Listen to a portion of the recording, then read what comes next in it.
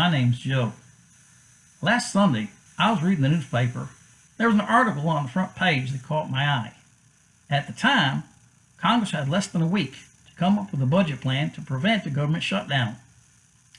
The article concerned an issue that had recently come up. Instead of the budget, they were discussing whether or not the president used a profanity to refer to certain foreign countries. I think some people need to adjust their priorities. But let's pretend for a moment that this is an issue that needs to be discussed. What exactly was the president referring to?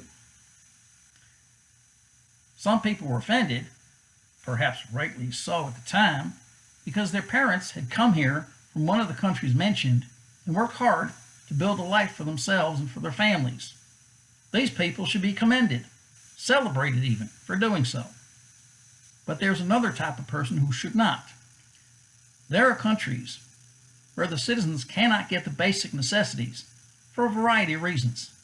These reasons include war, civil unrest, gangs, drug cartels, or maybe even just an incompetent government.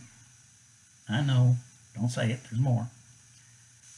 That cares more about their palaces, fancy cars, basically themselves, than they do about their own people. These people then come to the United States as refugees, not to build a better life, but to escape the one they had. They then expect the government here to give them for free everything their own government didn't. Is this why other people come here and build a life for themselves, struggle, work hard, scrimp, and save, so they can pay the bills for people that think their only obligation is to fill out the paperwork?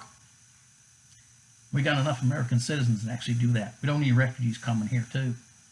They don't speak English. They need someone to do that for them too. There's another type of person I haven't mentioned yet. Victims of a natural disaster.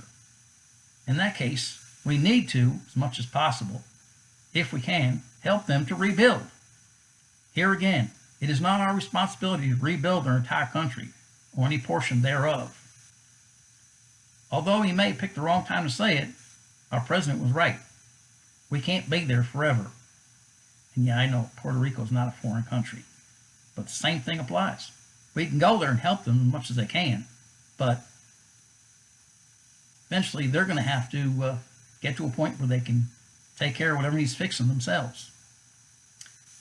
As one of the two most powerful countries on this earth, we do have an obligation to help where we can, but that's the point.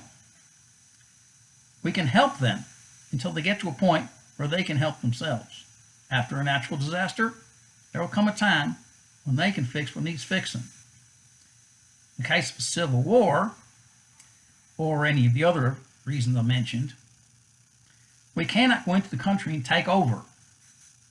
We also cannot offer refuge to the majority of their citizens and pay for their needs forever.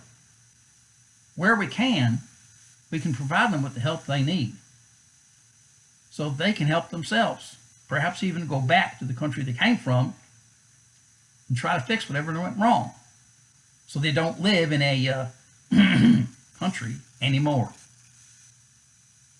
Now, I know your life can be a little hectic at times, but once in a while, for a few moments, sit back, relax, take a few moments,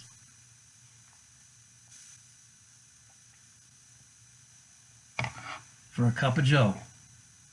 Thanks for watching.